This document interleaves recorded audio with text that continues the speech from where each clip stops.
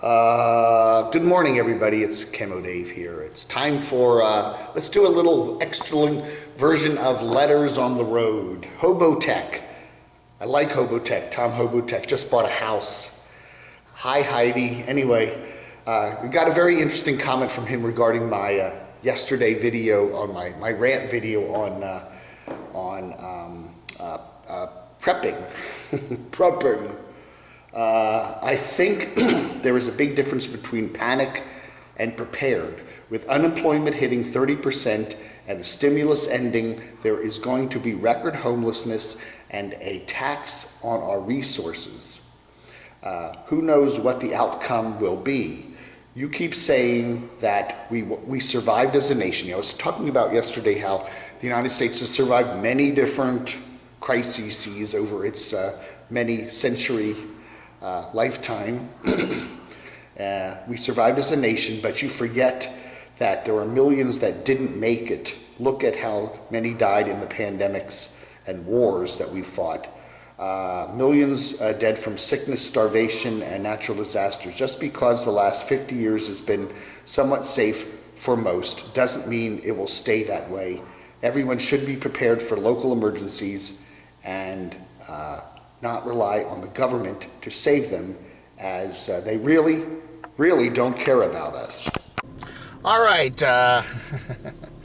So, I think Hobotech made some very important points there. And I guess there's a difference, and it's true. I think the one thing I probably didn't mention in my rant yesterday, which got a lot of positive comments, a lot of people said right on, don't devote your whole life to prepping, live your life. I mean, if all you're going to do is build a shack and go out and live in the mountains, is that living? You want to live your life, you want to have an enjoyable future regardless of what all the circumstances in life happen, but at the same time you want to be prepared. And I totally get that. Being prepared. That's what life is for nomads. You have to be prepared in a way. I mean, you can't just go out in a vehicle with no savings and just, we see that all the time with nomads. They go out and they have problems. The vehicles break down. They have no money. What do? They have to get on YouTube and, hey, my this doesn't work. My this doesn't work. I need this. I can't afford tires. I need this. We see that all the time. And it's the same thing in life. You have to be prepared. I mean, really, you do. You can't expect the government to come to your aid for every little thing. If you live in an area where there are hurricanes or earthquakes or other kinds of storms, anywhere, really, you need to have, a certain amount of food, non-perishable food, that in case of an extended power failure due to a storm or whatever, that you will be able to survive. You need to have some cash on hand so that if the bank, the money goes away for a while, you can't access your bank account, you have some money to, be able to spend. You need to have extra reserves of some fuel sometimes, as Tom says, it is not a bad thing to be prepared. The Boy Scouts, be prepared. Because that day, the power goes out, there's a big storm. We have no food in the fridge. Gee, now what? If the power's out at the Walmart will probably be closed. So yeah, always have, stuff. Always keep, Now the question is how much, going from prepared, if you live in Florida or North Carolina on the coast, yeah, be prepared for a hurricane. Stock up on what you need ahead of time so you don't have to do that mad dash to the Home Depot or the grocery store 2 days before the storm's going to hit, and stand in line and pay high prices. Preparedness is important. I'm not putting that down. I think that's a good thing. Don't just, I'm not going to worry about anything. The government will take care of me. But at the same time, and Hobotech is not doing this. Hobotech is not going up into the mountains and, isolating himself. He's got a nice house somewhere. It looks like, it's a community. There's power lines coming to it. He's not going off grid. He's just hunkering down a little more, and he's getting, and I get that, especially in this day and age. You want to be, prepared. You want to have a home base. I think a home base is important. You don't want to be completely nomadic anymore. That's kind of hard, especially with what's going on today. I get it all. But, the question is, how much prepper, we have the prepper culture too. We also have the prepper culture. There are a bunch of people on the internet that do podcasts and have radio shows that really are basically saying that this whole country's, structure is going to come collapsing down one day. Man, this camera is driving me nuts this morning. It keeps flipping over. I think we're good.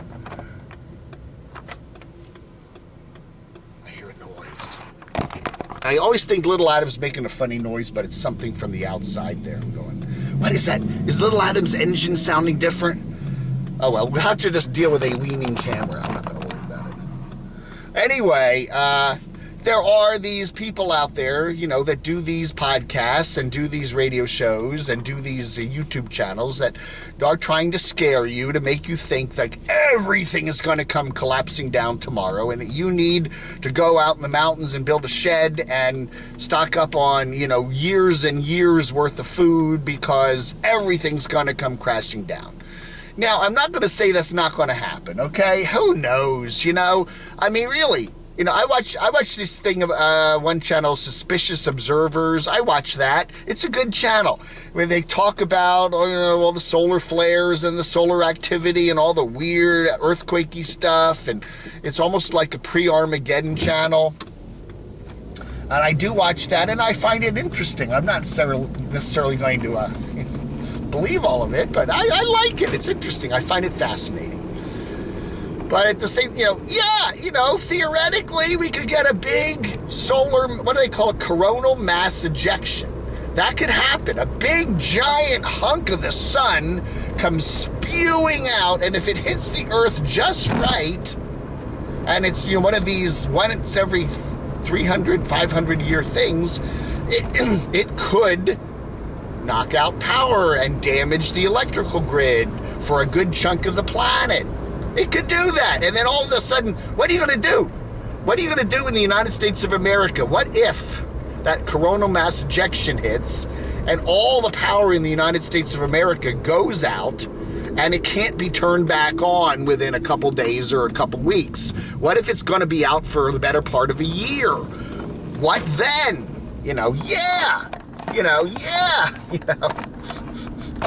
What are we going to do?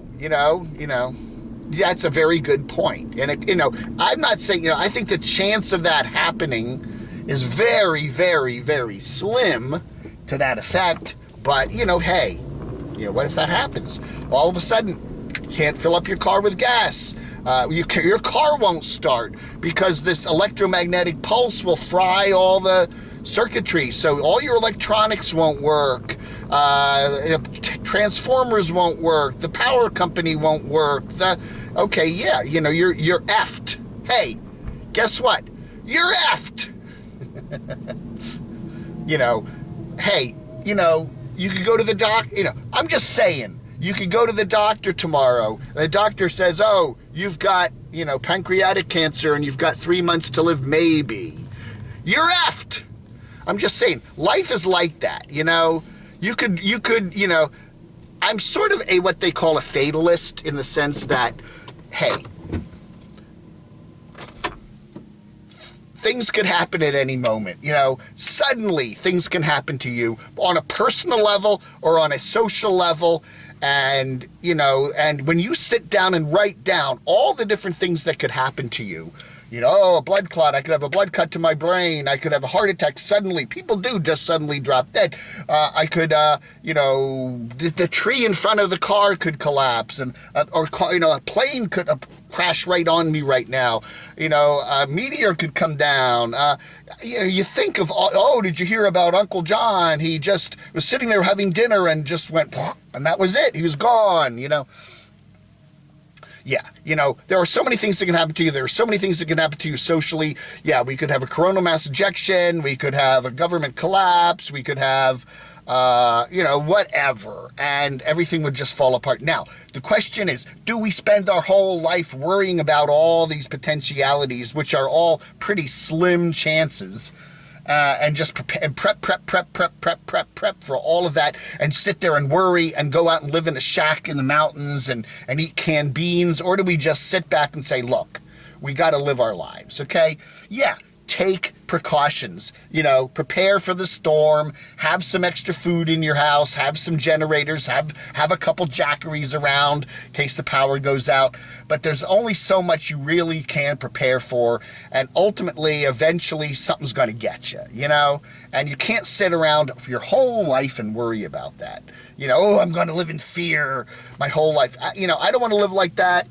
You don't want to live like that, most of us, and we do have these prepper channels that are trying to get us all scared about everything. And, I don't know. But all I'm saying is life's too short for all that, I'll be right back. I got to run in the store. I'm not kidding. They have a PA system there playing music out front, I guess, for the greeter people and the counter people. They count you as you come in. But the music was Boogie Fever. I thought, Boogie Fever, I got to boogie down. I'm like, okay, I don't want to get the Boogie Fever. I don't know. COVID fever. They should make a COVID fever. I had to. Anyway, Anyway, I'll leave this on here. So anyway, woo. So, we're just gonna have to deal with a leaning camera. The other thing that I guess Mr. Tom Hobotech mentioned in his little comment was the fact that we can't trust the government. I am not one of those people that is like, the government's evil, the government's bad, terrible, scared. I'm not really that way. I mean, some government, sometimes government people can be corrupt idiots, and other times they're good people. I'm not saying that all government is bad, okay? I think government does a lot of good things. I think government has a lot of screw-ups. It's all just like humanity, sometimes it's good, sometimes it isn't. Sometimes we have good leaders, sometimes we don't.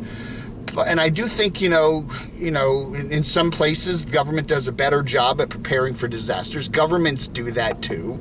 They have shelters and stuff like that. If you live in Florida and you're not prepared, or you can't go somewhere, and they'll open up a shelter and they'll have food there for you and all that other stuff. So, governments do a lot of good when it comes to disasters. But Tom is right. You can't just simply rely on the government to do everything, especially in a disaster that, and it is true. We had this derecho there in Iowa the other day, 100-mile-an-hour winds. I've been watching a lot of videos on that, really scary stuff. And the power, to some people, they still don't have power 7, 8, 9, 10 days later. 97% of the state, I read somewhere, had no power after this derecho hit, or in the Des Moines area or something like that. It was really amazing. So, and people are, they are, giving them help, and people are staying in shelters, and people are coming by with food and all that, but it can take a while sometimes, and it doesn't always reach everybody. Yeah, so it is good to be prepared, okay? Prepared, I'm not arguing about. I think everybody should be prepared, have enough toilet paper so that if there's a shortage, you're not going to run out. But at the same time, do you want to spend a good, do you want to make it your life's mission to be constantly prepped for some disaster that probably won't happen? Is that worth it? That's all I'm saying, and for me, no. Hey, life's going to get you one way or the other, and that's what's going to, you can't prepare, we're all going to meet our maker one day, and, I kind of am fatalistic about that. And if it's because of a virus, or it's because of, all the power going out and this economy, the whole thing collapsing. You know, hey, you know, there's only so much I can do about everything, you know, and I can't worry about everything. I don't think Hobotech is, from what I see with him, he's not becoming a prepper. He's more of a preparedness person, you know. He and Heidi are not living in a little shack in the middle, off-grid, in the middle of the jungle, you know. They're living in a regular house that has electricity, that is connected, but at the same time, yes, he wants to be prepared if something does happen. And that's a smart way to be. You know, I think it's all just a matter of, you know, graduation in terms of how far you're going to do it, you know. So, yeah, I think that's, you know, you want to have the battery-powered radio. You want to have 20 jackeries around to keep your power going for your, you know, stuff like that and everything like that if something hits. But, again, yeah, preparedness is good. Prepper, doomsday prepper, that's not for me. I'm not going to worry about that, okay? And if, you know, hey, you know, I'll take my chances. I'll take my chances. You know, it's like, you know, you get in your car, you know, every time you get in your car, there's a chance. There is a slim chance that you could have an accident where you could be seriously injured or killed. I mean, that is a chance. You know, somebody could run the red light. Somebody could, you know, a tree could fall on you. You know, you never know. There's always a slim chance that when you drive to the grocery store, something bad could happen to you. You know, and, you know, you take your precautions, you drive safely, but there's always that slim chance that, hey, you know, if I leave the house today, something bad could happen to me.